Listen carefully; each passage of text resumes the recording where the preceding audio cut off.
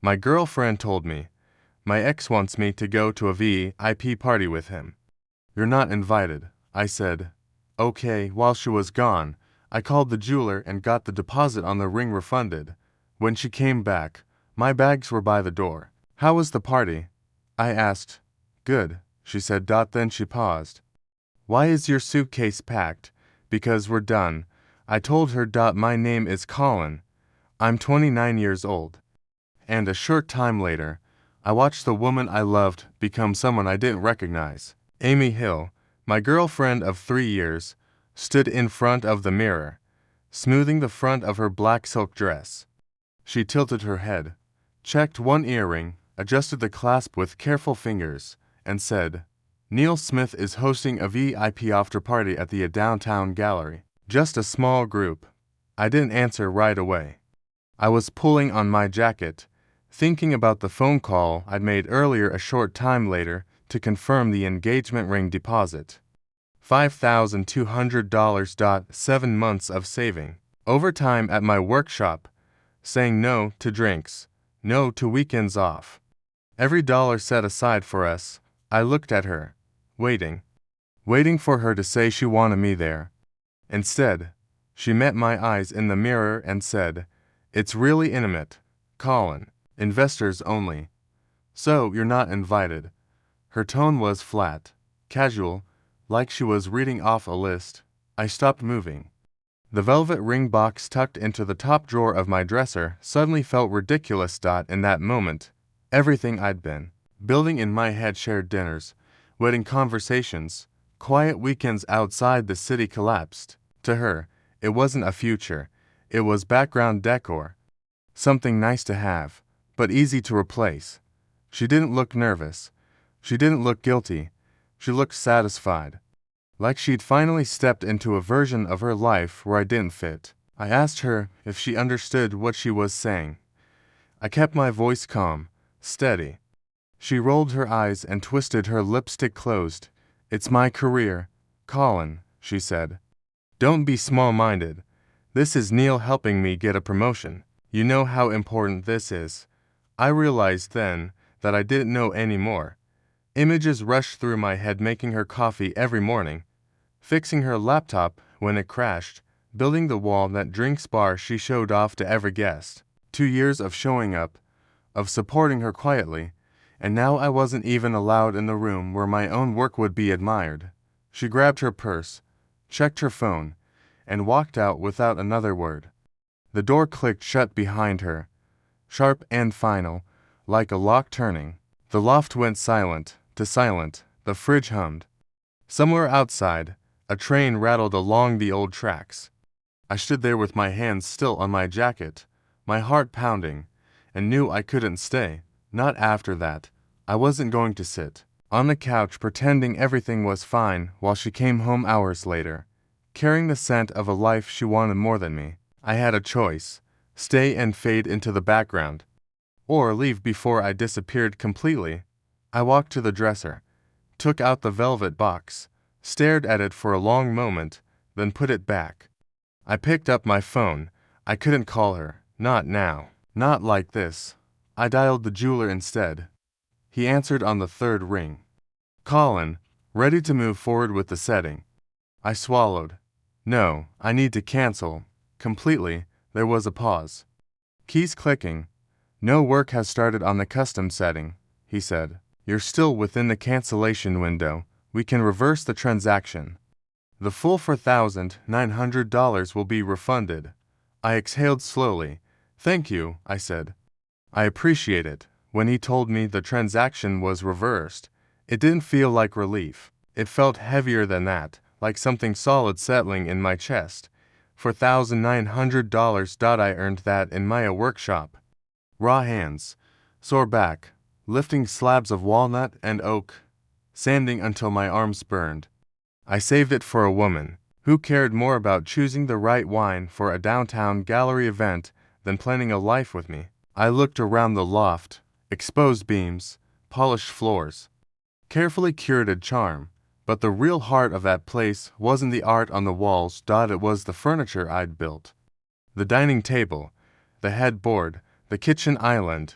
I wasn't just her boyfriend. I was the support system, the fixer, the quiet structure that let her shine. And with one sentence, she made it clear I wasn't even allowed on the stage. I didn't feel sad anymore. I felt sharp, awake, like I'd been drifting for months, and someone finally shook me hard enough to open my eyes. I opened the closet and pulled out my suitcases. I packed carefully. I didn't touch her things. Not the color-sorted art books. Not the candles. Not the coffee mug I'd given her last our date. I wasn't angry. I was deliberate. I took only what was mine. Clothes, tools, sketchbooks, the leather wallet my dad gave me before I moved to Eugene. Everything else carried her imprint. The loft had always been hers. She signed the lease when she got the job. I just made it feel like a home. I folded each shirt slowly, knowing I wasn't just packing clothes. I was packing away a version of myself I didn't want to be anymore. I thought about the Walnut Drinks bar. 6 feet long, custom legs, hours of sanding. I'd finished it a week earlier, proud of the way the grain caught the light. That night, she kissed me and said, "You're my secret weapon, Colin." Now I wasn't even welcome at the party where it would sit. I called my sister, hoping she'd understand. After I explained, she sighed. "You need to talk to her. Don't be dramatic." Maybe she didn't mean it like that. I ended the call. She didn't get it, and I realized I almost left a note. Something polite, something soft, but I knew she'd read that as weakness, and I was done being quiet. I kept folding. Outside, the sun was dropping, painting the skyline in orange and gold. I stood there staring at the 6 boxes stacked near the door. Everything I had left of my life fit into those containers. I zipped the last suitcase, sat on the edge of the bed, and asked myself what came next. Then I called Hank Moore. We'd been best friends since our apprenticeship days in the woodworking program. I told him I was on the sidewalk outside the loft, my bags lined up at my feet. "Don't move," he said. "The room over the garage is empty. Keys are under the entrance mat." That was it. No questions, no explanations, just space and silence. Exactly what I needed. I drove across town, the van jolting over potholes, tools clanking softly in the back. Hank's place was in a historic district, old house, solid bones. Taken care of. He met me at the bottom of the stairs holding 2 beers, handed me one, helped me haul the boxes upstairs. He didn't say a word. He didn't have to. Later that night, I checked my phone and saw the bank alert. Refund processed. $4,900 returned. That money wasn't for a ring anymore. It was an exit. It was freedom. I sat on the edge of the narrow bed in the garage apartment, staring at the blank walls, and made myself a promise. I would never again be the quiet figure in the background, propping up someone else's spotlight. I'd spent years shrinking so she could shine. Not anymore. Digging through my portfolio, tucked between sketches of table legs and jar pulls, I found the loan receipt. A single page formally brown, the downtown gallery's floor manager, had signed a week earlier when we delivered the bar and stools. It was simple. Clear. Colin Adams retains title to all woodwork until full payment is received following the event. No payment made as of this date. No tricks. No fine print. Just facts. I pulled up the email thread for the downtown gallery's budget, the one I'd been CC'd on. Still waiting on final investor approval, which meant Neil hadn't signed off yet. They were using my work for free. Using it to impress a man who once dumped Amy for not being refined enough. She'd told me that story herself. One drunken night, crying about how she'd wasted a year on him, and now she was letting him steer things again. My phone buzzed. A message from Lee Brown. "Hey Colin, just confirming load and maintenance for tonight. Any touch-ups needed on the bar before doors open?" I stared at the screen. This wasn't just about the ring, and it wasn't just about being excluded. This was about my craft, something I built with my own hands, being used to help her climb back into a world that never respected her. and she didn't care that I'd been pushed out of the picture. I typed back, "I'll be there early. Need to talk to you in person." I didn't explain. I didn't need to. I knew then that I wasn't just walking away. I was reclaiming what she assumed she could keep. I told Hank what I was planning. He didn't blink. "You bringing the dolly?" he asked, already heading toward the truck. We arrived at the downtown gallery 3 hours before the VIP doors were set to open. The street was buzzing, catering vans pulling in, servers unloading trays, a wine rep inspecting bottles under a temporary spotlight. Lee spotted me and hurried over, tense but polite. "Colin, I'm glad you're early. The investor's already asking about the craftsmanship." I handed her the loan slip. "I'm taking my work back," I said. "The downtown gallery hasn't paid, and I'm within my rights to reclaim it." Her smile vanished. "Wait, what now?" She glanced at the bar, the stools, the clock. "Amy said everything was approved." I kept my voice even. "Amy doesn't approve payments. The contract does, until it clears.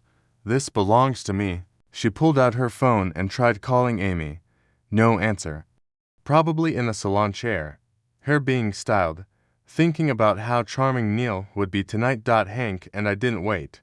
We folded the stool legs, stacked them on the dolly, and rolled them out the front door. Wine rep stopped talking mid-sentence to stare. We saved the bar for last, lifting it carefully, slowly, like we were removing something fragile, something final. Outside, it looked better in the afternoon sun than it ever had under the downtown gallery's cold lights. "You can call me when the check clears," I told Lee. "Until then, it's not staying." She stood there with her clipboard, mouth open. As we drove off, my phone stayed silent at first. Then it exploded. Tags, messages, comments. An intern had posted a photo online. The corner where the bar should have been. Empty. Just a power cord curling up from the floor. Caption, "Crisis in the pub." People started speculating. Where's the bar? Did Colin take it back? Is this a feud? This is wild. I sat on Hank's porch, beer in hand, watching it all unfold. I hadn't caused a scene. I followed the agreement, but to them, it looked like scandal. Then a message came through from Amy, sent through a mutual friend. "You're a bitter, pathetic loser. How could you do this to my career?" I didn't respond. She still called it sabotage. Never consequence. Not once did she say she was sorry for telling me I didn't belong. She didn't understand. I wasn't trying to destroy her. I was refusing to disappear. The messages would keep coming later. Angry, then emotional, then blaming Neil. But I already knew the truth. She made her choice. She told me I wasn't invited, and in that moment, I became invisible. Now, for the first time, I was the one who wasn't there. And everyone noticed. My phone rang. David Jones, an old friend from the woodworking co-op, laughing. "Man, I just walked past the downtown gallery," he said. "They've got folding tables, like church basement stuff." I could see it clearly. People in expensive suits, holding crystal glasses, balancing them on flimsy plastic. $300 wine on borrowed surfaces. Neil Smith, I heard later, was furious. "The vibe is dead." Someone overheard him say, "How did they not bother to secure real furniture for an investor event?" The irony landed hard. I'd built that bar to last 50 years. They were serving prestige on tables that wouldn't survive a church potluck. I felt a cool, quiet satisfaction, not because I wanted them to fail, but because the truth was suddenly visible. Their world was flimsy, all polish, no substance. No foundation, no integrity, and I was the one thing they couldn't fake. My phone buzzed again. Another message from Amy, this time by email. "You'll be hearing from our lawyer." I opened the loan slip again and read it carefully. Signature, date, terms, clear as day. I'd followed every rule, every word. I hadn't signed away ownership. I hadn't gifted the piece. I loaned it, and I took it back exactly when I was allowed to. If they wanted to sue, they'd lose. The proof was on paper, and the truth was simple. She told me I wasn't invited. The next morning at dawn, David showed up grinning. Let's give them something they can't ignore. We loaded the walnut bar onto a friend's sidewalk cart and rolled it to blocks to the local art walk. David set up a cheap folding table. I brought my hand plane and a fresh slab of maple dot. I started working. The blade sang. Thin curls of wood fell away. The sound was sharp and honest. People slowed down, then stopped, then gathered. A woman asked if the bar was for sale. It is now, I said. Long story. Phones came out. Photos were taken. I didn't talk about Amy.